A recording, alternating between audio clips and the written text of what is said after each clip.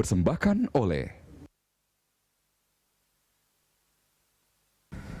Apa kabar pemirsa? Senang sekali saya Cika Multazam kembali menjumpai Anda. Pemirsa, seperti yang kita ketahui, angka penyebaran COVID-19 masih terbilang tinggi. Pemerintah pun terus berupaya menurunkan angka tersebut, salah satunya dengan menjalankan protokol 3T, yakni testing, tracing, dan treatment. Seberapa efektifkah proses 3T ini dan sudah sejauh mana masyarakat mengetahui tentang 3T? Ikuti perbincangannya dalam 30 Minutes with Satgas COVID-19.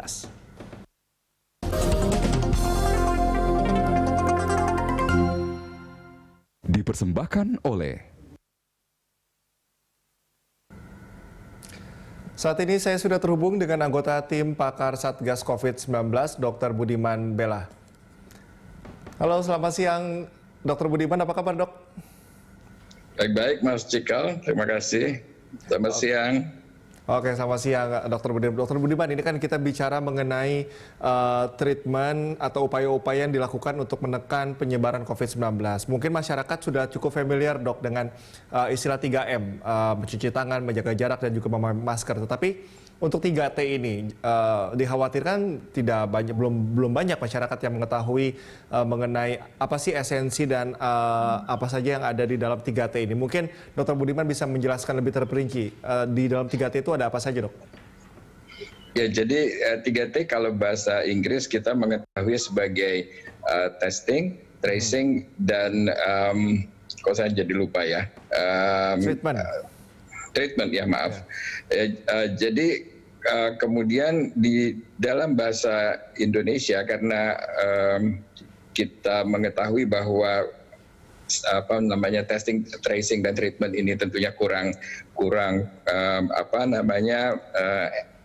mudah dipahami oleh masyarakat kita, maka kemudian diusahakan untuk di-Indonesiakan menjadi tes, telusur, dan tindak lanjut. Itu seingat saya ya, mohon maaf nanti akan keluar statement yang resmi, tapi kami pernah bertemu dan sudah ada kesepakatan bahwa harusnya kita melakukan pengindonesiaan daripada istilah ini.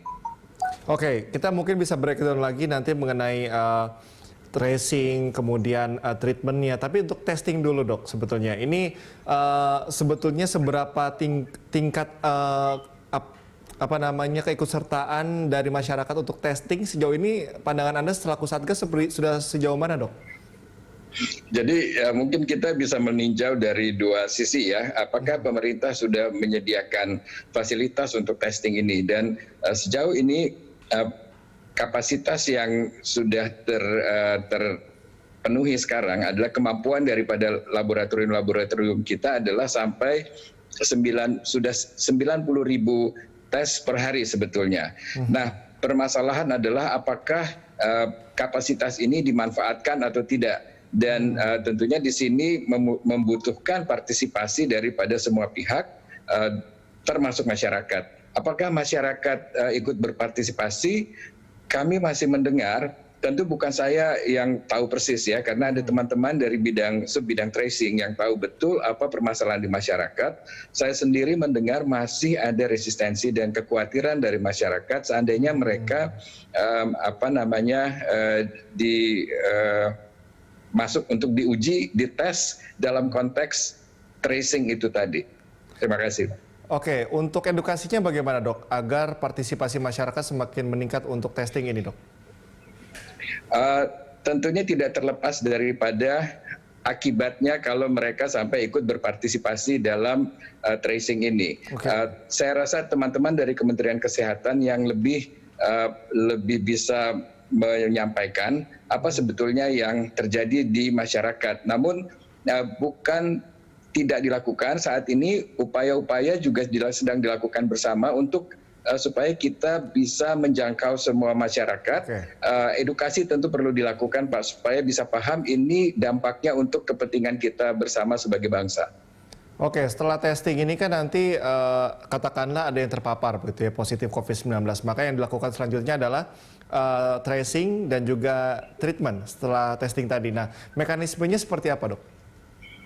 Jadi sebenarnya begini, jadi kalau seseorang dites dan sekarang yang akan dilakukan adalah kita akan mengajak semua laboratorium supaya ikut bersama-sama berpartisipasi dalam pengisian yang kita sebut sebagai new all record. Jadi semua laboratorium seharusnya pada waktu menguji melakukan pemeriksaan, baik pemeriksaan yang dibayar sekalipun oleh masyarakat. Seharusnya kalau kita ingin berpartisipasi dalam pengendalian infeksi ini, maka harusnya memiliki akun NAR, New All Record ini yang dimintakan melalui Dinas Kesehatan. Nanti Dinas akan menyampaikan kepada Balitbangkes, Kementerian Kesehatan, sehingga diberikan akun ini.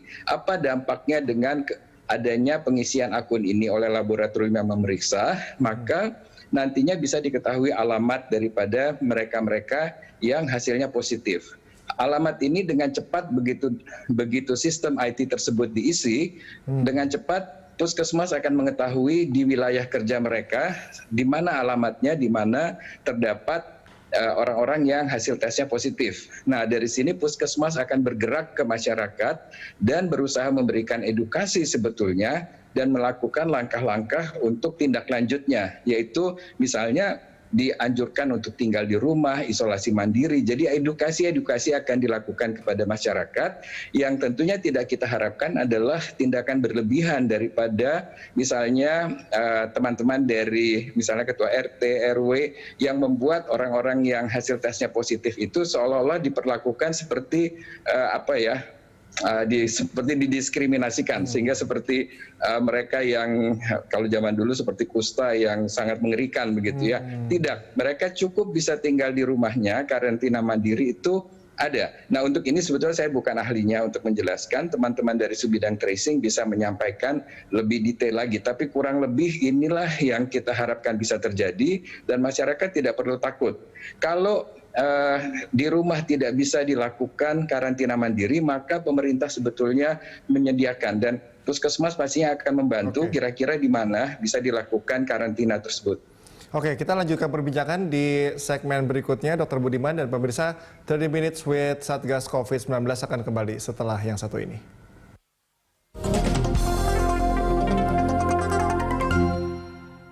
Dipersembahkan oleh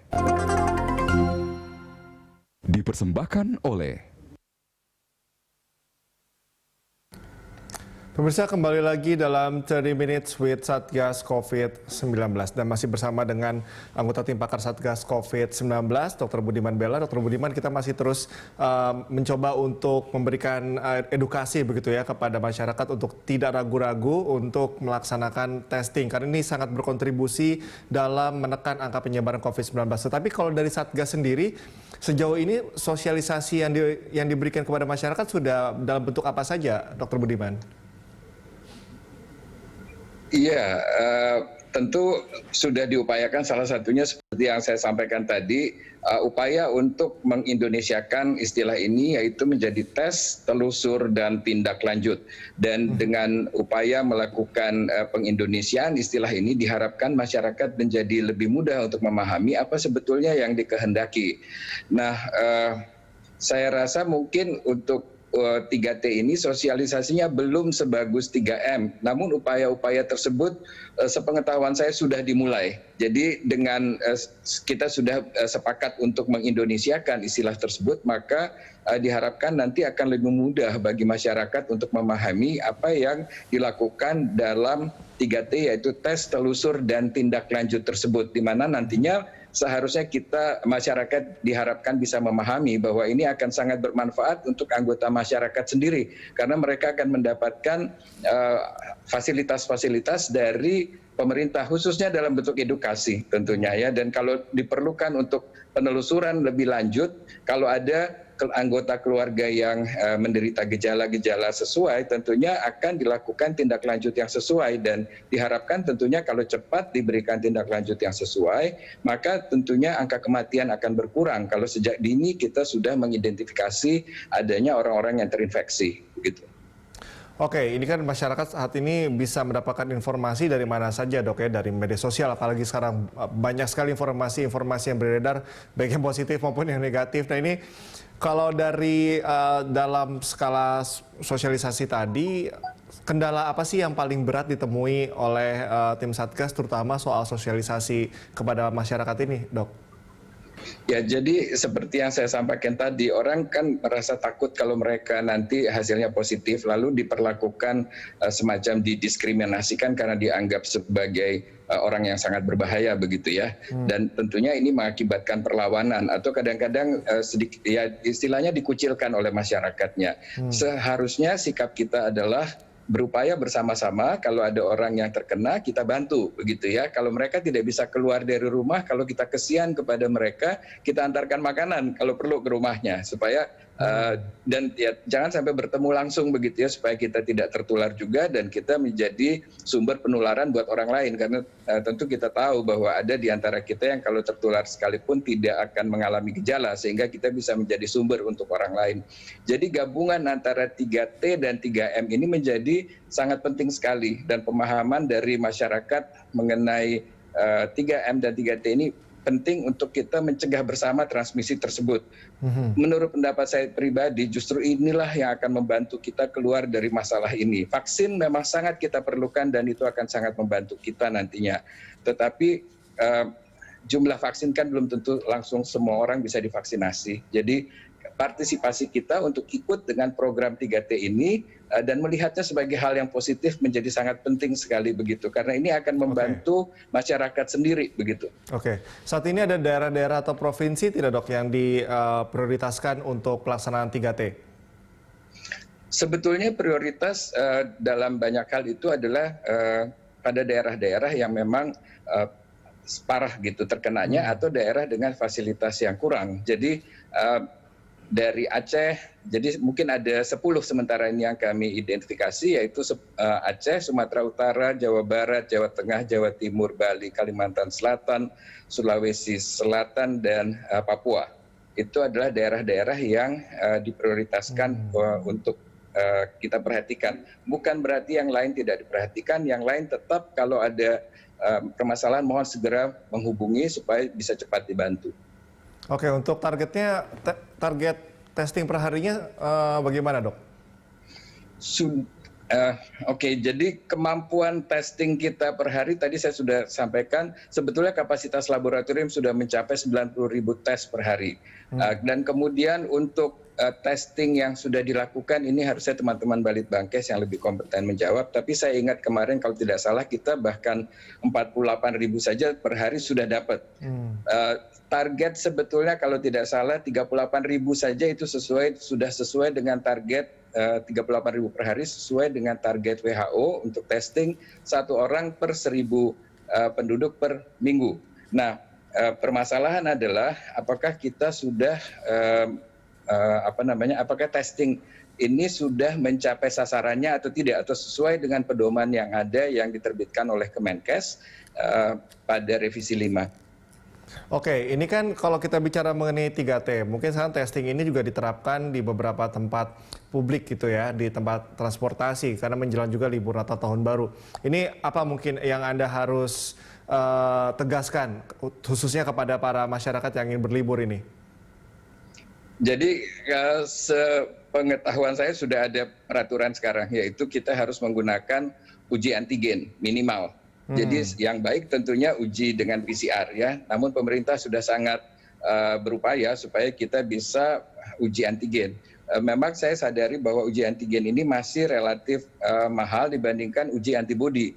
Namun ini adalah uji yang lebih baik dan terbaik untuk pencegahan transmisi infeksi. Kalau untuk melihat tracing dalam hal mengidentifikasi apakah seseorang punya riwayat kontak dengan orang lain, tes antibodi itu mungkin bagus. Tetapi untuk mencegah penularan, tes antigen lebih bagus, dan lebih bagus lagi tentunya tes PCR. Oke, ini artinya ketika, kan ini ada beberapa yang tidak usah ikut tes, koreksi kalau saya salah, seperti anak-anak yang tidak perlu mengikuti testing terlebih dahulu sebelum berangkat. Ini bagaimana dok? Apakah tidak mengkhawatirkan, apa memang ini sudah sesuatu yang terukur dan sudah dihitung resikonya begitu? Aduh, saya mohon maaf, saya belum perhatikan bahwa ternyata anak-anak tidak usah testing ya.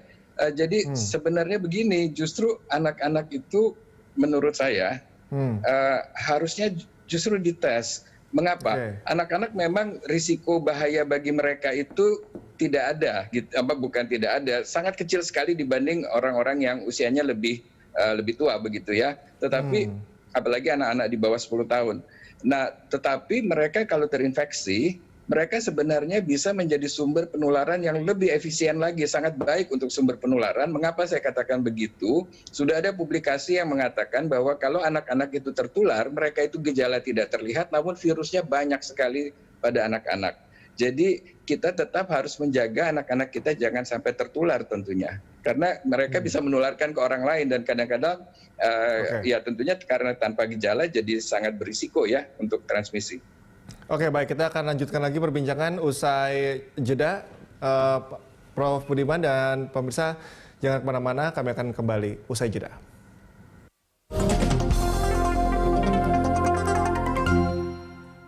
Dipersembahkan oleh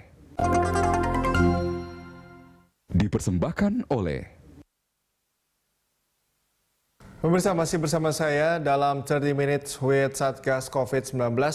Kita masih bersama dengan Dr. Budiman Bella. Dr. Budiman, ini saat ini vaksin sudah ada di Indonesia. Ini kedepannya bagaimana rencana atau sistem distribusinya akan seperti apa? Iya, jadi vaksin yang sudah saat ini diuji di Indonesia dan sepengetahuan saya pemerintah sudah akan menyediakan dalam jumlah yang banyak adalah vaksin dalam bentuk vaksin virus utuh yang sudah dimatikan, jadi inactivated atau diinaktivasi, inactivated whole virus vaccine. Dan vaksin ini sebetulnya bagus begitu ya, efektif. Tentu mungkin ada jenis atau platform vaksin lain yang mungkin bisa jadi lebih bagus daripada vaksin ini. Namun vaksin ini sendiri sudah bagus begitu ya, sudah cukup baik, dan dalam keadaan di mana kita sulit sekali memperoleh vaksin, maka kalau saya merekomendasikan agar kita betul-betul berpartisipasi dalam program ini yang nantinya akan bermanfaat untuk kita semua begitu sebagai negara untuk mendapatkan herd immunity terutama dan untuk melindungi mereka-mereka yang berisiko tinggi. Vaksin yang ada sekarang ini sebetulnya adalah vaksin yang paling cocok untuk distribusi yang sudah sistem distribusi yang sudah established, jadi yang sudah betul-betul bisa dilaksanakan dengan baik di Indonesia. Mengapa saya katakan begini? Karena vaksin ini dikerjasamakan untuk pengepakan, pembuatan dan distribusinya oleh atau dengan PT Bio Farma, perusahaan nasional kita yang memang sudah berpengalaman dalam distribusi vaksin jenis ini yang dengan sangat baik ke seluruh Indonesia. Jadi rantai dinginnya yaitu 2-8 derajat Celcius itu sudah bisa kita katakan terjamin karena Bio Farma sudah memang bekerja sama dengan mereka-mereka yang bekerja dalam distribusi ini. Jadi perusahaan-perusahaan distribusi dan mereka sudah mengikuti standar yang ditetapkan Bio Farma. Jadi infrastruktur kita dengan kata lain sudah siap untuk model vaksin yang ini. Nah untuk yang lain tentunya misalnya vaksin RNA itu lebih sulit sekali untuk dipersiapkan sistem distribusinya. Secara nasional jenis vaksin yang ada sekarang inilah yang memang sudah cocok untuk kondisi di Indonesia. Dr. Budiman, yang jadi masalah ketika nanti vaksinnya sudah terdistribusi, masyarakat juga sudah memakai vaksin begitu. Nah, yang dikhawatirkan nanti mereka cuek lagi nih, tidak patuh lagi menerapkan 3M, tidak mau lagi 3T misalnya. Ini bagaimana untuk mencegah hal itu? Apakah memang ketika vaksin sudah ada, 3M, 3T itu tetap diperlukan, Dr. Budiman? Kita masih harus berhati-hati begitu ya. Data yang ada belum cukup kuat untuk mengatakan bahwa kita bisa melepas masker, tidak perlu cuci tangan atau tidak perlu menjaga jarak. Dari sekian banyak orang yang terlindungi, tentunya masih ada orang-orang yang tidak terlindungi. Saya kasih contoh misalnya, saya adalah orang yang sudah divaksin. Respon saya kebetulan sedemikian rupa sehingga kalau saya terinfeksi, gejala saya tidak berat, namun saya tetap memproduksi virus. Dan virusnya bisa saja tetap infeksius gitu. Dan itu yang kita belum tahu datanya ya. Nah kalau saya menularkan ke orang lain bagaimana? Kan kasihan kalau yang belum divaksin ya, mereka akan punya risiko yang tetap tinggi dibanding saya. Oleh karena itu marilah kita tetap mengikuti menerapkan semua protokol kesehatan yang ada, walaupun vaksin sudah ada, sambil nantinya tentunya para ahli akan melihat apakah sudah waktunya kita bisa copot masker misalnya.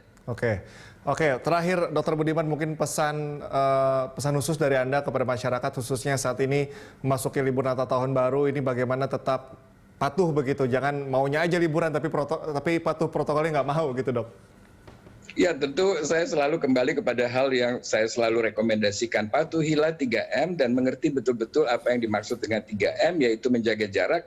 Apalagi kalau kita sedang membuka masker saat makan, jagalah jarak dengan sebaik mungkin. Ya tentu lebih dari 2 meter saran saya, kemudian cucilah tangan sebelum makan, sebelum menyentuh wajah, kemudian pakai masker. Kalau kita pakai masker, maka kemungkinan kita menyentuh bagian-bagian berisiko itu menjadi lebih kecil. Jadi pakai masker itu sangat baik sekali sebetulnya untuk mencegah penularan. Bukan hanya dari segi kita tidak tertular, tapi dari segi terutama kalau menurut saya yang penting adalah kita menularkan kepada orang lain. Kita tidak pernah tahu apakah kita sedang mengandung virus dan kita sedang berbahaya bagi orang lain. Dr. Budiman, terima kasih atas waktu dan pemaparannya. Tetap jaga kesehatan, Dok. Salam sehat. Salam sehat. Ya, pemirsa, demikianlah 30 Minutes with Satgas COVID-19 hari ini. Atas nama seluruh kerabat kerja yang bertugas, saya Cikal Mutazam undur diri. Terima kasih. Sampai jumpa.